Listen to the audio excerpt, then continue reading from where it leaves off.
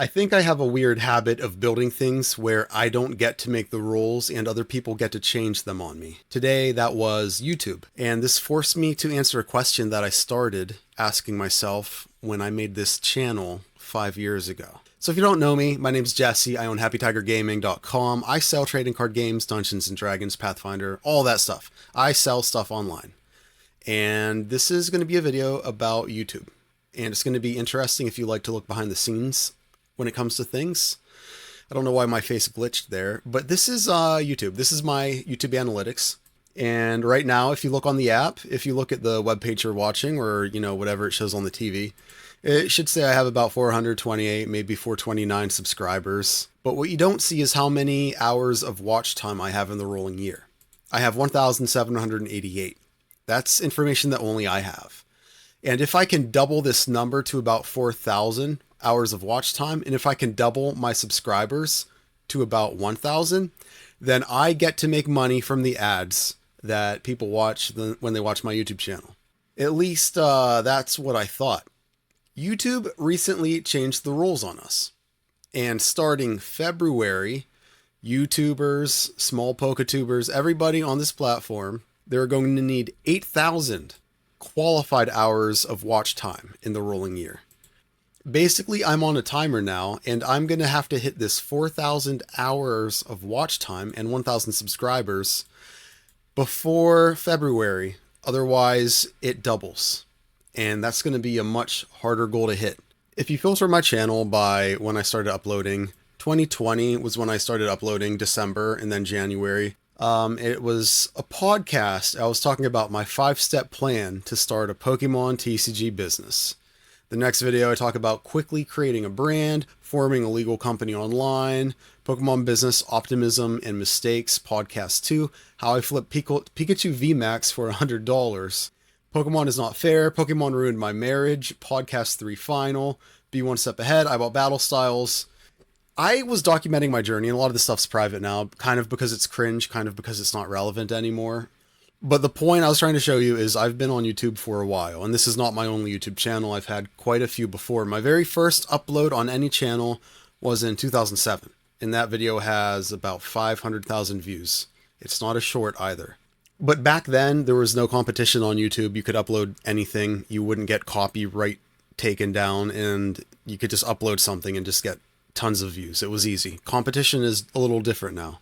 I fell into this trap when I started making these YouTube videos where I was measuring the scoreboard a lot. What are my subscribers at? What is my likes at? But I wasn't really measuring if I was becoming more capable. So I'm a nerd and I like to track stuff, and I have a YouTube monetization goal tracker right here. I clearly spilt stuff on it, but it's just basically it says every week I need to hit 25 subscribers and 97 more hours of watch time without any falling off. And then I'll hit my goal at the week that I want. So it is a sprint to get monetized, because if I get monetized, that would be so mad. That would be so crazy for my business. It would actually be so crazy for my life. When I make YouTube videos, it sells my stuff. It creates my brand a little bit. And if I could get financially rewarded for doing this, it would just boost my business like nothing, and it would also make my life a little less stressful eventually. So I really am trying to sprint to get monetized here. So I have these goals. I need to hit 25 subscribers a week. I also need to hit 97 hours of watch time every week. Most goals that people set are completely fake. For example, a younger version of me might say my goal is 600 more subscribers and I don't know, 2,000 more hours of watch time. But this is a result. That's not a goal. This is the result of actions you take. See, people write down the output. This is what happens after you do something, but they don't write down the thing you have to do to get there. So it kind of becomes a dream. They're writing down dreams, but not the actions they have to take. So what are the actions that do this? Well, I need to upload more, right? Uploading more generally helps. So now I'm on an upload cadence that's a little more aggressive than I was before. It has to be realistic. So I'm going to try to hit 2 uploads a week instead of 1 every 10 days. It's going to be about 2 every 7 days. A lot of times the bottleneck is super obvious. You just do more work. But at the same time, if I upload too much, the quality might drop. But again, quality is a subjective word. Quality to me is how many views something gets. I have to assign a number to it. It doesn't matter. My personal preference is something else. You have to assign numbers to it.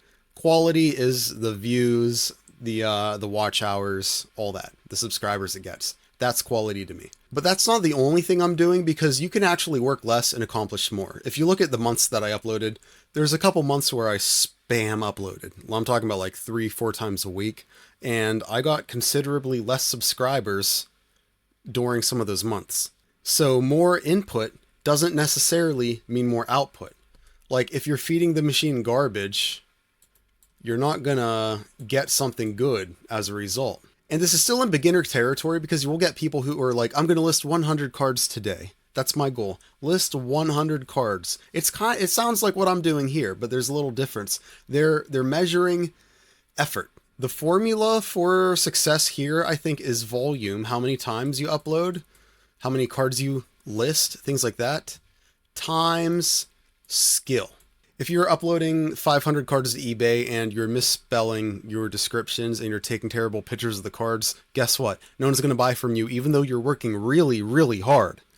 And you know what? If you tie one arm behind your back, you're working twice as hard, and that doesn't make anything any better. So at some point, skill improves things. It's like a multiplier. If you try really hard and you're also really good at something, then you get a better result. Just like YouTube, I'm getting slightly better at YouTube. My hooks are a little better. I'm not that good yet. I'm still figuring out how to keep people watching longer than 7.5 minutes. Someone who knows what Pokemon cards will sell, he can make more money buying 6 cards from a convention than a complete newbie buying 100 cards from a convention, just buying everything. My goal isn't just to be somebody who works harder. My goal is to be someone whose work is worth more. But in the Pokemon space, we see it's crazy. Let me show you. So I just clicked on Pokemon. The end is near. The fall. Pattern recognition with the down red arrow. AI thumbnails. Red arrow going down in the background. Green arrow going up in the background. Controversial opinion, but still kind of the same thing. The packaging has to be the red arrows, the green arrow. You have to do that. It's just how the packaging works. But once you actually talk, that's where you can kind of separate yourself and get ahead. At least that's what I think my strategy is going to be. And let's take a step back for a minute. The only reason why I'm even allowed to do this experiment in the first place is because demand is so high that anytime I get any Pokemon cards or any like Magic cards, whenever I get anything, basically 90% of it sells out right away. So now's the time in this bull market, before it goes on hard mode and everybody quits. Now's the time when I get to try these like side quests that help in the long run during the bear market.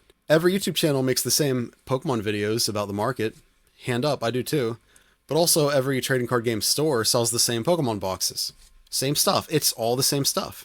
Everybody wants the same 14 distributors. Everybody wants to chase the same new releases. Just like how all the new people want to learn all the best practices, you know, when they're on step 1 and they're reading how to go from step 14 to 15, and they don't even know what problems they'll encounter between step 1 and step 2. It's a weird paradox that happens here, where the more everyone copies what works, I think there's more value in being different. There's a 6-hour and 22-minute video on how to create a personal brand. It's a full course.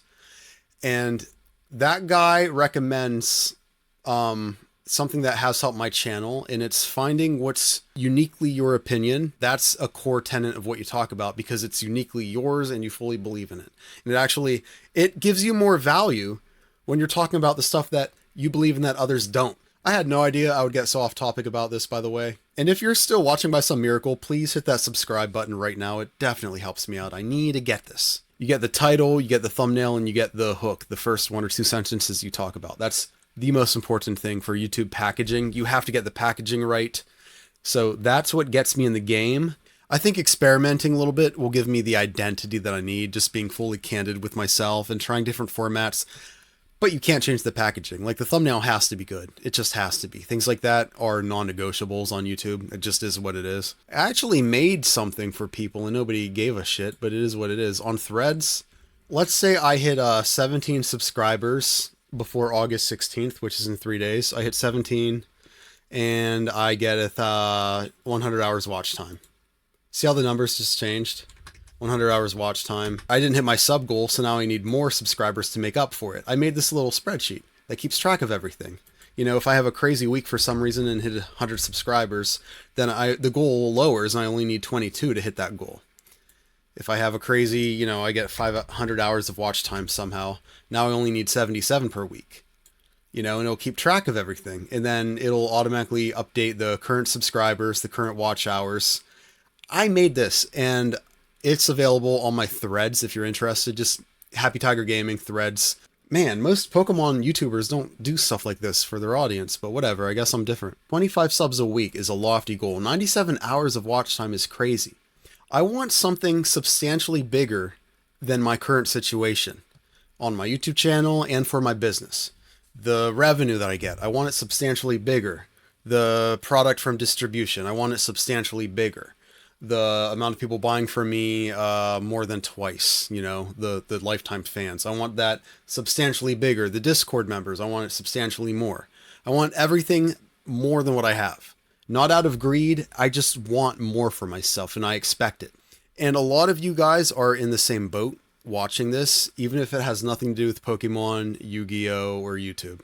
It might be a job, it might be personal fitness, it might be anything. And I promise you that you're going to hit moments where the goal looks substantially ridiculous and the work required to get there, it just seems like crazy. It seems so impossible. The distributors look at your low sales and they ghost you. They don't even bother replying. The first 20 videos you make, 3 views. They go absolutely nowhere. Pokemon enters the bear market. You can buy at 80%, and by the time cards get there, they're at market value. You didn't even make a gain. People you watch who are worse than you at things that you're better than them at, they get distribution and you don't, because there's a luck variable too that we haven't talked about. Somebody slipped into Walmart and you didn't. And that gave them enough money to start a game store and you didn't. And they don't have any more business sense than you, but they're in a better spot because they made it work and you never had that capital to start the game store in the first place. It could be 100 things. Like, these things are going to happen. There is a huge temptation that you're going to feel to interpret this as evidence that you're wrong. Don't do that. So when you look at the goal of the YouTube channel, where I need 25 subscribers a week, 97 hours of watch time a week for multiple weeks on end, and by the way, that's not even how it works. One outlier on YouTube pays for 20 bad videos, so don't run away from the cringe. That's just how it works. But when you see goals like this, it's not a bad thing. It's the same reason why I'm kind of hyped for the bear market. The difficulty is the thing that removes people who aren't as serious as you. It removes people. The bear market is when you can get distribution, when no one wants it. And there's a lot of people like me who are saying, okay, I have until February to get monetized. Let's sprint, let's race, let's do this. And I'm in the race too. Don't get me wrong. I'm sprinting here. I have a goal. But that reminds me of this. I'm looking at the outcome. I'm looking at the outcome of having watch hours as if that's the goal. And I told myself that's a bad goal. The goal should be my inputs, what I physically do to get those watch hours. So I'm actually going to do something here. My goal is 4K watch hours. This is my ultimate goal. I'm not going to judge myself based on if I reach that goal. I'm going to judge myself based on this week. Did I upload 2 videos? Next week, did I upload 2 videos? Let's say I miss one. Okay, so I hit 3 out of 4. So I only tried 75%. I only hit 70% of my inputs, right? So I can't say, oh, I gave it my best. If I only hit 3 out of 4 videos, I only gave it 75%.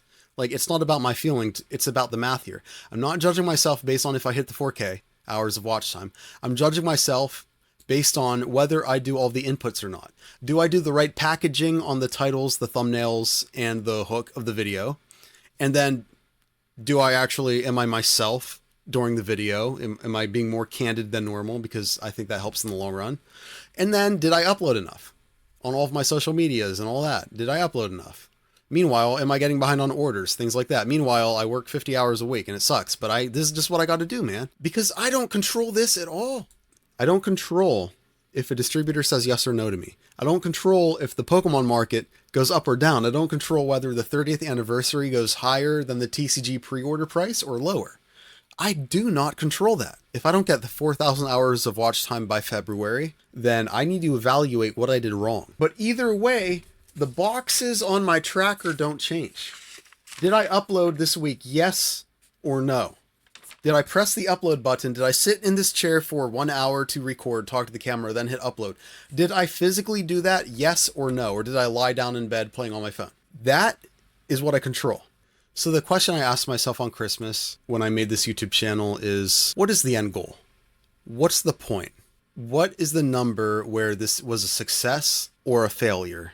What's the goal of this? And what happens if I fail? And if we look at the word failure, if I judge myself based on the inputs rather than did this video blow up, if I judge myself on I still talked to the camera, I still did the thumbnail right, then I can say I succeeded at today's goal regardless of if a video flops. And then the bad result doesn't immediately mess me up mentally. And to me, that's going to help me stay in the game long enough to actually succeed. So I think this mindset helps me more in the long run, because now I'm actually going to develop the skill of a person who wins instead of, oh, luck was bad for a little bit and I quit. No, I'm brute forcing the skill until luck happens. And the skills that I develop become an asset that nobody can take away. You look at a channel like, you look at It's Phantom Cards. He's been a YouTuber long before he started the Pokemon YouTube stuff. All of a sudden, 10.1K subscribers. How are you going to say it's luck when the same guy has multiple at-bats and he still hits home runs every time? Because he has the skills, he has that leverage to multiply his effort. But back to the main point, if I ask myself that question back in Christmas 2020, when I said, hey, what's the benchmark? How do I know if I succeeded or failed? Then I guess this is how I would answer it. Basically, if I don't hit the 4,000 hours of watch time by February and I get slapped with the 8,000 hour goal and it's twice as hard, if that were to have made me quit, then Happy Tiger Gaming was never going to be what I wanted it to be. These high barriers in the Pokemon business and in YouTube, they're going to change who survives. I really want this to be a meaningful trading card game business channel, but if the threshold from 4,000 watch hours becomes 8,000 watch hours, if that makes me want to quit, then that puts into question, I guess, how conditional it was. Like how bad did I really want it at that point? I've already decided that this is something I want. 4,000 watch hours. 8,000 watch hours? Fine. 8,000 it is. If you like this video at all, please subscribe to me. It helps the algorithm. It helps me hit my goal and you get more Pokemon videos. Subscribe, please. Okay? Please. Whatever. I don't care. I do. Please subscribe, please.